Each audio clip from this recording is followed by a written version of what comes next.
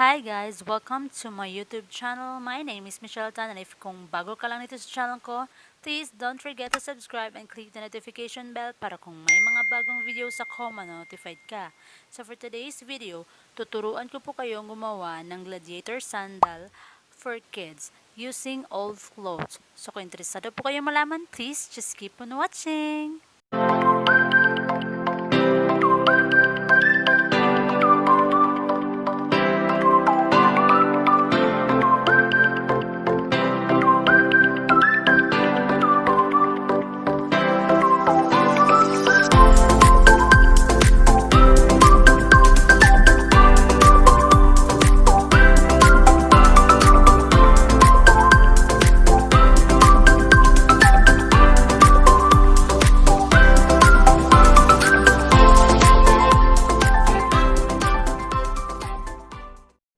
So ito po yung mga materyales na gagamitin natin. Foam paper, rubber mat, tape measure or ruler, foot measurement of your baby, pencil and scissor, glue, needle and thread, rugby, cutter, old cloth, and ang ating adhesive anti-slip. Ang una natin gagawin ay iti-trace natin ito. So, kailangan nyo pong i-measure ang paa ng anak nyo para hindi kayo mahirapan. And dahil ito yung magsisilbing insole ng sandal ng baby natin, so kailangan natin gumawa ng 6 pieces dahil manipis lang po ang ating foam paper. So, kailangan natin ng 3 pieces each pair para mas thick yung sandal na gagawin natin.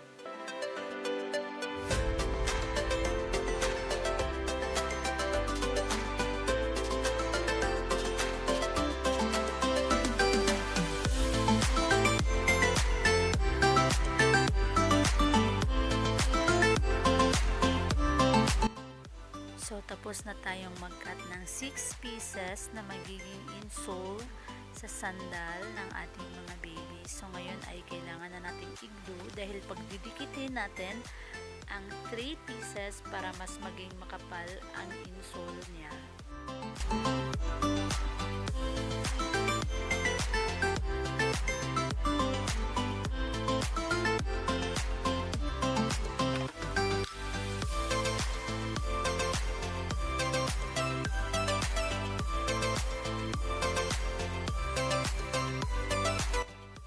Ganito na ang magiging itsura niya, guys.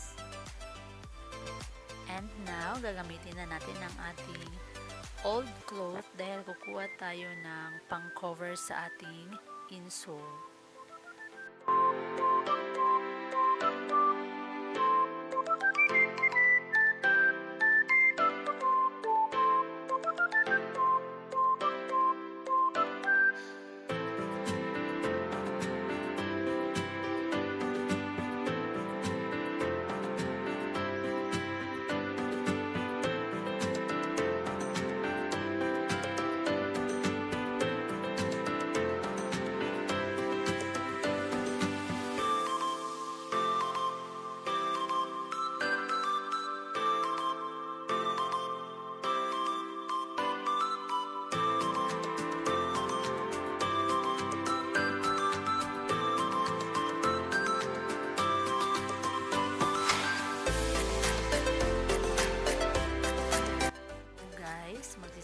Tayong magtahe. So, hindi po ako expert sa pananahe.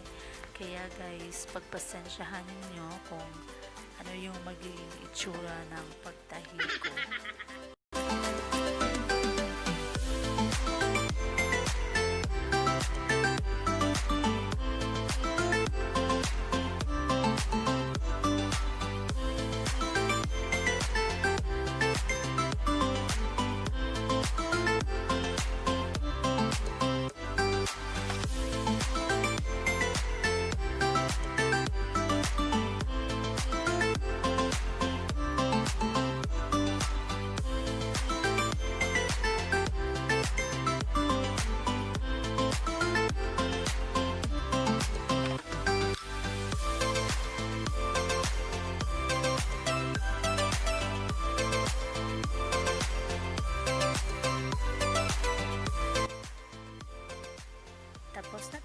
ating insole. So, ito na yung itsura niya, guys.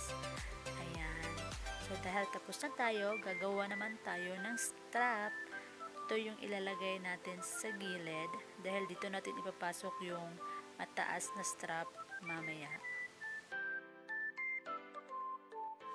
So, guys, yung gagawin kong strap ay yung nasa bandang dulo ng damit, yung may tahe. So, yun na lang yung gagawin kong strap. So, ang sukat niya ay 12 cm. So, depende na po sa inyo kung gaano kahaba yung gagawin yung strap. And 8 pieces po lahat yung gagawin natin.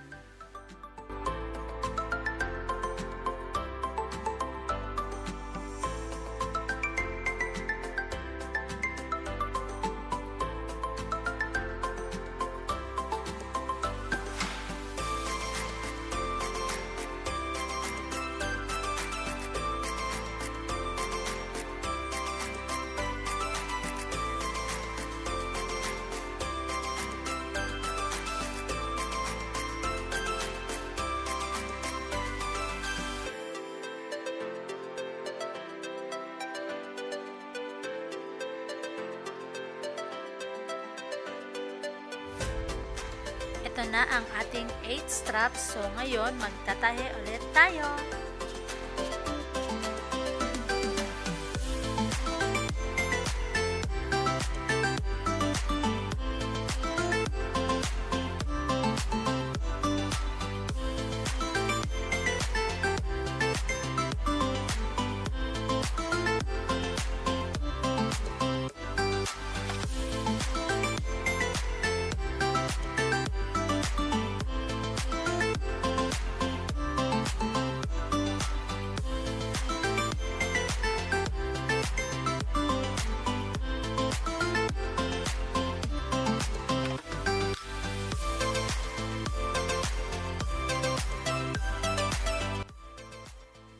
Ito na ngayon ang itsura ng ating gladiator sandal. So, konting-konti na lang talaga, guys, and matatapos na talaga tayo. So, ngayon maglalagay tayo ng another strap dito.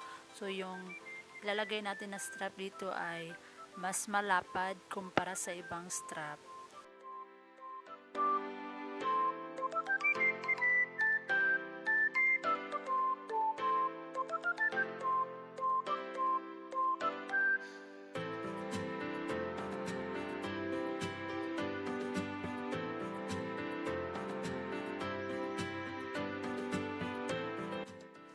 Finally, tapos na tayo sa ating upper part. So ngayon, let's proceed sa bottom part, which is ang magiging sole sa ating sandal. Ito po yung gagamitin kong sole part sa ating sandal. So may damage na dito sa gilid kasi sa papa ko pa po to. Kaya sa naman bumili ako ng bago, kaya ito na lang yung gagamitin ko. So, ngayon po ay ititrace po natin yung upper part para po mag-match yung laki ng insole sa sole.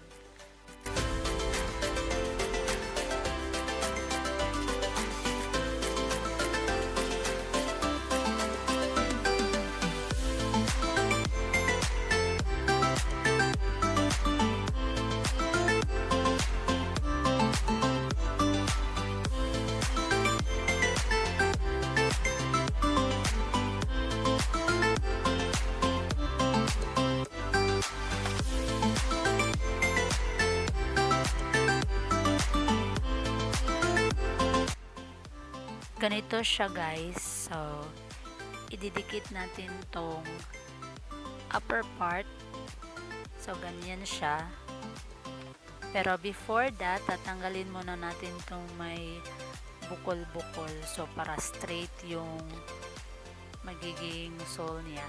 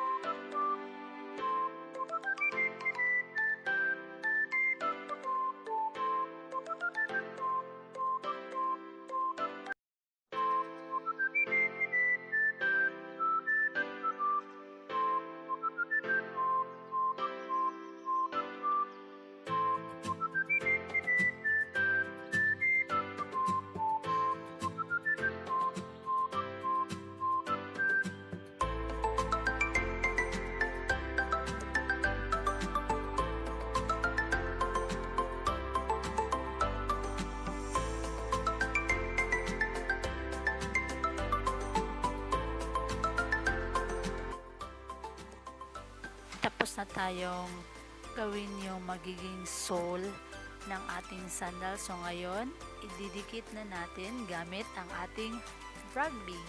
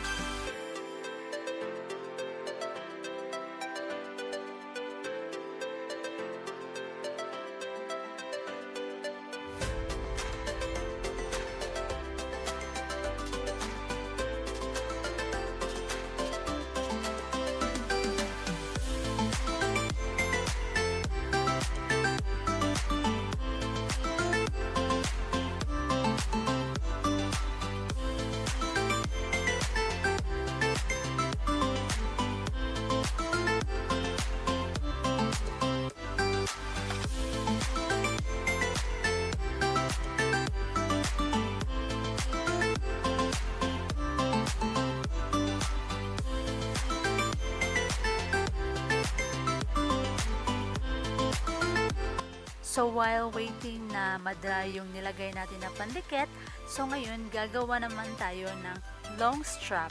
Ito yung magbibigay ng kabonggahan sa ating gladiator sandal. So kayo na po ang bahala kung gaano kahaba yung gagawin yung strap.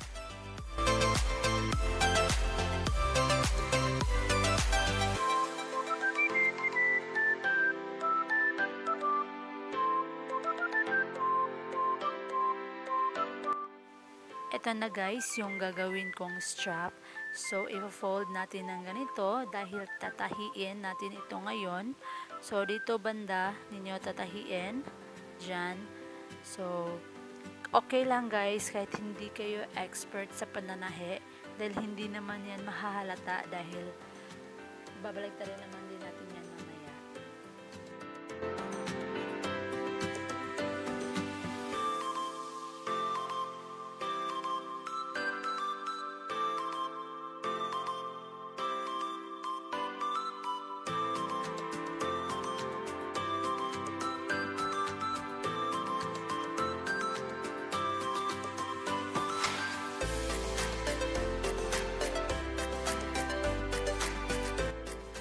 And now, dahil tapos na nating tie-in, so ngayon, babalik na natin ang ating 2 straps.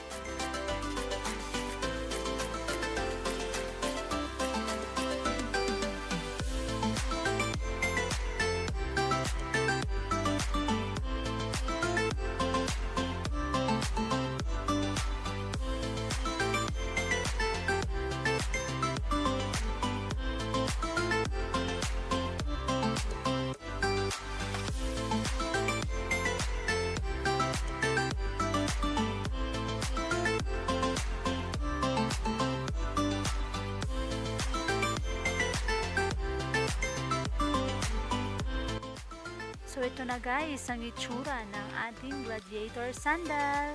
So ayan siya. So ngayon, lalagyan na natin ng adhesive anti-slip. So nabili ko to sa Shopee for only 28 pesos.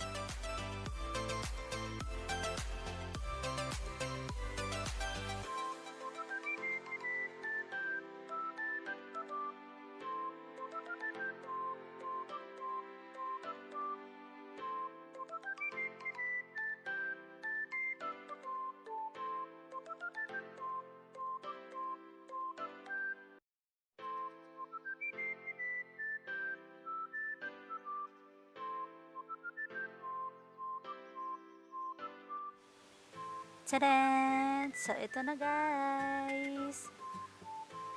Ayan. So, ngayon, ilalagay na natin ang ating long strap.